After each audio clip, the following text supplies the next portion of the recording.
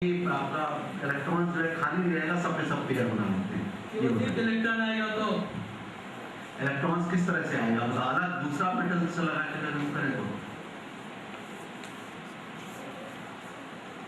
जिस तरह से एक एक इलेक्ट्रॉन करके आए हैं, अगर इसके बाद एक और इलेक्ट्रॉन आता है तो नहीं, ऐसा नहीं होता है।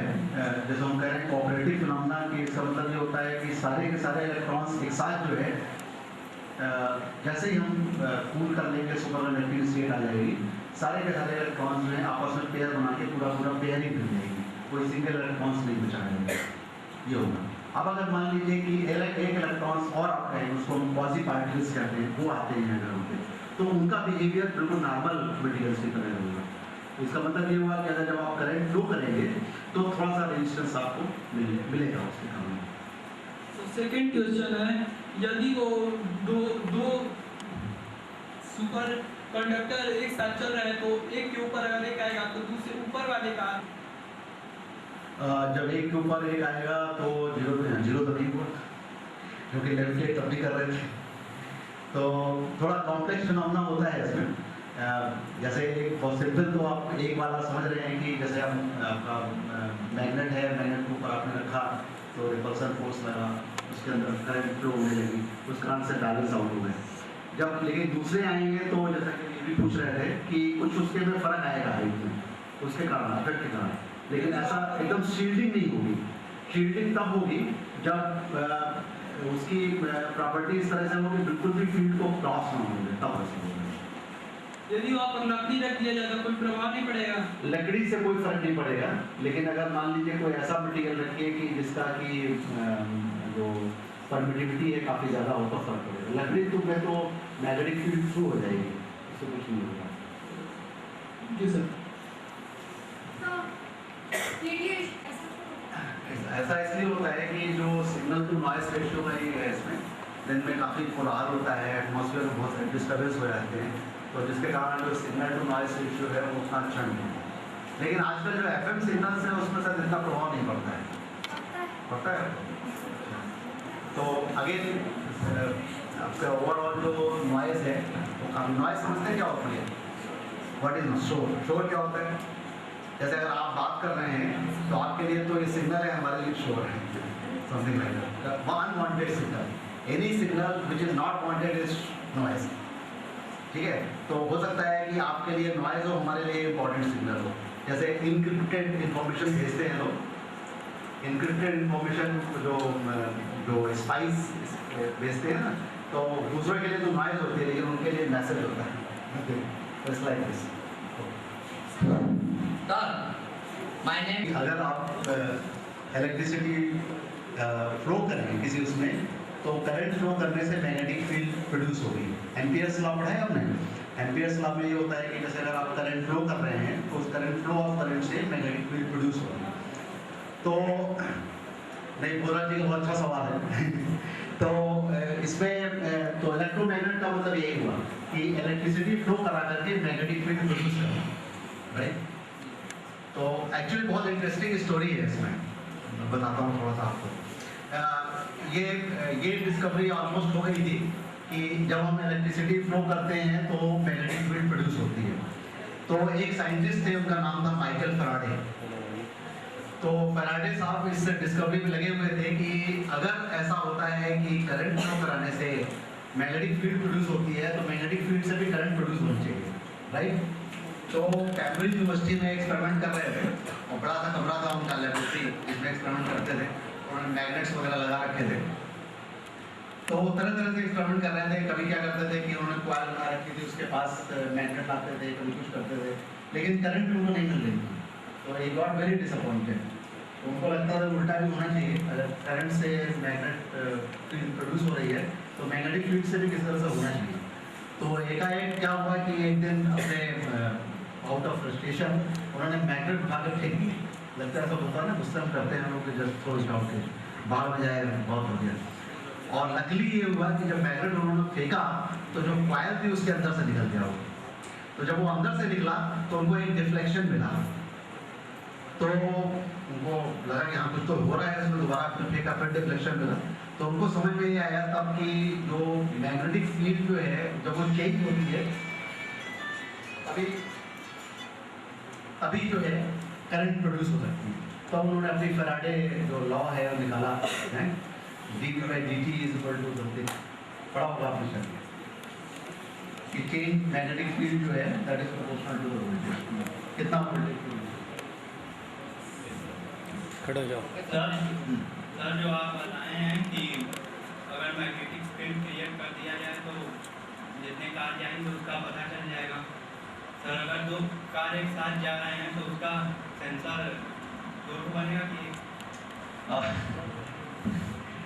हाँ, इस सिग्नल को रिजॉल्व करना पड़ेगा आपको। अगर मान लीजिए दो कार जा रही है तो ऑब्वियसली फेरोमैग्नेटिक मटेरियल अधिक हो गया तो सिग्नल की स्ट्रेंथ अधिक होगी, लेकिन तब आपको इस तरह का सॉफ्टवेयर बनाना पड़ेगा कि पता लगा सके कि एक दो कार जा रही है, एक ट्रक जा रहा है। So you have to find out. So analysis becomes very important. Sir, जब हम कभी मोबाइल से बात करते हैं तो इधर आपका सिग्नल जा नहीं रहा है, रिफ्लेक्ट बैक हो रहा है। अब रिफ्लेक्ट बैक कैसे हो रहा है, इसका मतलब ये होगा कि ट्रांसमिशन जो है जिसमें सिग्नल चला जाना चाहिए नहीं जा रहा है। स्लोनेस इको जैसे आप पहाड़ वहाड़ में देखो ना, जब चले जाइए काफ़ी खुली जगह हो वहाँ पे आप चिल्लाइए तो आवाज़ वापस आती है, नहीं आपको तो डिफरेंस होता है, इसमें भी ऐसा होता है।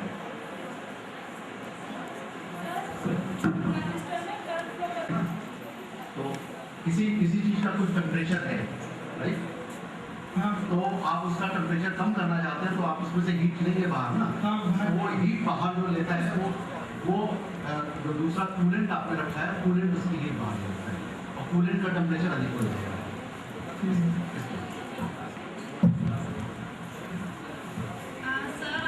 ये होता है कि जो जब आप उससे करंट इंजेक्ट कर रहे हैं उसमें, तो उसमें कोई नॉन लीनियर प्रॉपर्टी नहीं है।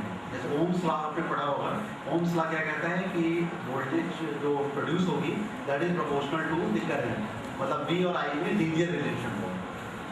अगर आपने डायोड की कैरेक्टरिस्टिक देखी होगी तो डायोड का जो रिलेशनशिप होती है नॉन लीनियर रिलेशनशिप होती है।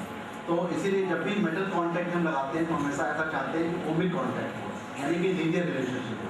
अदरवाइज क्या होगा कि डायोड की कैरेक्टरिस्टिक या उस डिवाइस की अपनी कैरेक्टरिस्टिक होगी, आपका जो कॉन्टैक्ट लगाया उसकी और कैरेक्टरिस्टिक आने लगे, तो आप जो डिवाइस की जो प्रॉपर्टी है वो नहीं देख पाएंगे। इसलिए क्वेश्चन सर, जैसे किसी भी सर्किट में करंट फ्लो होता है तो हम लोग बोलते हैं कि फॉरवर्ड बाइसिंग हो रही है, रिवर्स बाइसिंग हो रही है, तो एक्चुअल में बाइसिंग क्या होती है, उसको बाइसिंग क्यों बोला जाता है? बाइसिंग का मतलब ये होता है कि जो आपने अगर जब जैसे सेमीकंडक्टर डिवाइस बनाते हैं, पीएन जंक्शन जैसे एग्जाम्पल ले लें, पीएन जंक्शन आपने बनाया, तो जब पीएन जंक्शन बनाते हैं तो क्या होता है कि इंटरफेस पे एक पोटेंशियल बैरियर बन जाता है। तो जब आप बाहर से वोल्टेज जो लगाते हैं तो उसका इफेक्ट ये होता है कि इस जो अंदर जो बैरियर बना हुआ है उसको या तो कम करेगा या अधिक करेगा। तो अगर कम करेगा तो हम कहेंगे फॉरवर्ड बाइसिंग, और अगर इसको अधिक करेगा तो हम कहेंगे रिवर्स बाइसिंग। वहाँ से और question sir, one more please. Actually electron और होल्स होते हैं, कहते हैं कि जिसमें पी टाइप इम्प्योरिटी ज़्यादा होती है उसमें होल्स होते हैं, और जिसमें एन टाइप इम्प्योरिटी ज़्यादा होती है उसमें इलेक्ट्रॉन्स होते हैं। तो मतलब अगर पी टाइप में होल्स ही क्यों होते हैं और एन टाइप में इलेक्ट्रॉन्स ही क्यों होते हैं? नहीं, ऐसा नहीं होता। वो होल्स होते हैं इसलिए उनको पी टाइप कहते हैं, उल्टा नहीं है कि पी टाइप हो तो होल्स होंगे, क्योंकि उसमें होल्स होते हैं इसलिए उनको पी टाइप कहते हैं, उसमें इलेक्ट्रॉन्स होते हैं इसलिए। नॉर्मली क्या होता है कि सेमीकंडक्टर मटेरियल जैसे सिलिकॉन का एग्जांपल ले लीजिए, तो सिलिकॉन में हमेशा क्या होता है कि अगर इंट्रिंसिक ले लीजिए तो उसमें ना तो इलेक्ट्रॉन्स होंगे ना होल्स होंगे, कुछ नहीं होगा। तो आप किसी तरह से उसमें डोपिंग करते हैं, तो अगर डोपिंग ऐसे मटेरियल से करेंगे कि जिसमें मान लीजिए कि 5th इलेक्ट्रॉन ग्रुप वाला अगर डालते हैं उसमें, तो 5th इलेक्ट्रॉन ग्रुप का जब आप डालेंगे तो सिलिकॉन जो होता है 4 इलेक्ट्रॉन ग्रुप का होता है, तो हर 4 की जगह जब वो इम्प्योरिटी बैठेंगी तो 1 इलेक्ट्रॉन एक्स्ट्रा देना लगेगा, तो इसीलिए आपका एन टाइप मटेरियल हो जाता है, क्योंकि इलेक्ट्रॉन्स उसमें एक्सेस हो जाते हैं। और अगर मान लीजिए आप डोपिंग जो है 3rd ग्रुप की करें, बजाय 5th ग्रुप के 3rd ग्रुप की अगर डोपिंग करेंगे तो आपका 1 इलेक्ट्रॉन डेफिशिएंट हो, इसको भी होल कहते हैं। तो इसीलिए जब आप 3rd ग्रुप की डोपिंग करेंगे तो उसमें होल्स हो जाएंगे, इसलिए उसको ये पीछे करेंगे। और सर जैसे पीएनपी जंक्शन डायोड है हमारा, उसमें 2 पी टाइप कंडक्ट वो होते हैं, हमारी इम्प्योरिटी एक एन टाइप इम्प्योरिटी होती है, तो जो एन टाइप इम्प्योरिटी बीच में होगी उसकी स्लिट थिन रखी जाती है, जो 2 पी टाइप होंगी, यानी कि अपना एमिटर और बेस जो एमिटर और कलेक्टर जो होगा वो वाइड रखा जाता है, तो वो बीच में जो बेस होता है वो पतला क्यों रखा जाता है?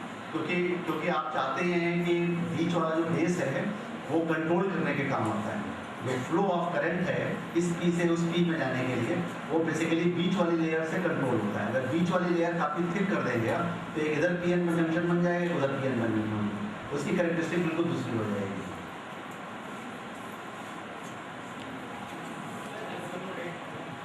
The value of smoothing is not changed uniformly on the stage, uniformly on the arc. Then sir, part of you, when the train is moving at a speed of 500 km per hour, it is very high speed. Then the value of smoothing is changing very fastly. Then जो भी बैठेंगे उनको problem होगी, उसमें उनकी government हो सकता है कुछ भी या फिर तो उसके लिए आप क्या करेंगे स्मूथिंग की वजह से? आप ये कह रहे हो कि जब फास्ट स्पीड से बहुत मूव करेंगे तो, लेकिन प्लेन में तो ऐसा कुछ नहीं होता। प्लेन भी तो बहुत 800 किलोमीटर पर आवर की स्पीड से मूव करता है, 900 किलोमीटर पर आवर। तो आई डोंट थिंक कि सर जर्मनी अभी प्रोजेक्ट में उसमें इलेक्ट्रोमैग्नेटिक ट्रेन बनाई, सर उसमें उन्होंने सीट्स जो लगाई पूरी रोटेशन करेंगे जिससे कि स्मूथ की जो वैल्यू चेंज होगी उसमें उनको प्रॉब्लम नहीं आएगी। तो सर यहाँ पे पता नहीं इस तरह का तो हमने नहीं सुना, क्योंकि चाइना में एक ट्रेन उन्होंने बनाई है जो कि है उसमें एयरपोर्ट से सिटी के सेंटर में जाती है लेफ्ट ट्रेन, सो कनेक्टिंग बेस में नॉर्मली मेजर ट्रेन है। तो उसमें वो 450 किलोमीटर पर आवर की स्पीड से चलाते हैं। तो उसमें तो मैं बैठा हूँ, I didn't have very such kind of feeling.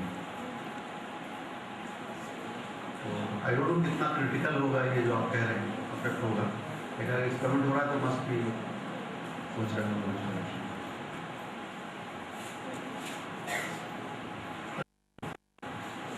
Now it will be time is over, and I request to Dr. B.C. Academy, Dean Academy, that was the college, to give a momentum to Dr. बहुत चीज़ें लिखना चाहता हूँ।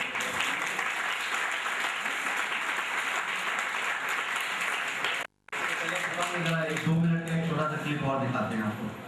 I hope you will enjoy it. Let me see if I can find it out.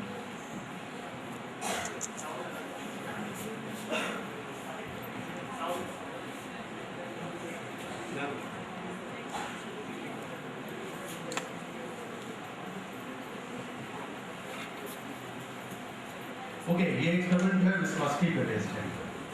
Very interesting experiment.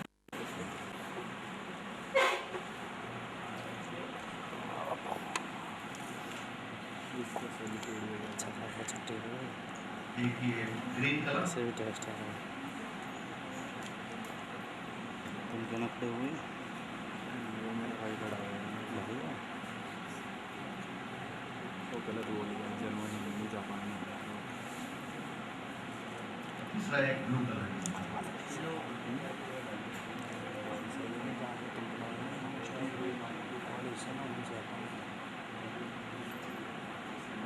अब हमने इसको mix करना शुरू किया, राइट?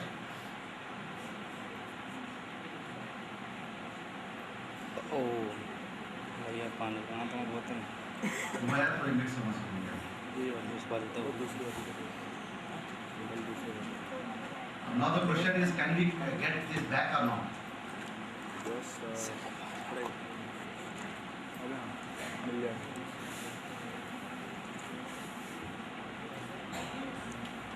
ये हमारा मिक्सचर जो है तैयार हो गया 3 कलर का।